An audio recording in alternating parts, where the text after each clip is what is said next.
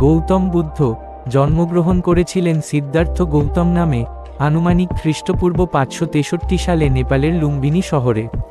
শাক্য বংশের রাজকুমার হিসেবে তিনি আরামদায়ক জীবনযাপন করছিলেন, কিন্তু একদিন রাজ্য ভ্রমণের সময় তিনি বয়স, রোগ, মৃত্যু এবং সন্ন্যাসী দেখেন। এই অভিজ্ঞতা তাকে জীবন ও দুঃখের প্রকৃতি নিয়ে গভীর চিন্তায় নিমগ্ন করে। 29 বছর বয়সে সিদ্ধার্থ রাজপ্রাসাদ ত্যাগ করেন এবং মোক্ষ ও শান্তি অনুসন্ধানে বেরিয়ে পড়েন। তিনি বিভিন্ন গুরু ও সাধুর সঙ্গে সাধনা করেন, কিন্তু কোথাও সন্তুষ্টি পাননি। শেষে গয়া শহরের বোধি বৃক্ষের নিচে ধ্যানমগ্ন হয়ে সত্যের সন্ধানে ব্রতী হন। দীর্ঘ ধ্যানের পর তিনি বোধি বা জ্ঞানলাভ করেন এবং গৌতম বুদ্ধ নামে পরিচিত হন। বুদ্ধ সত্যের অনুসন্ধান করে 4 আর্য সত্য ও অষ্টাঙ্গিক পথের বাণী প্রচার করেন।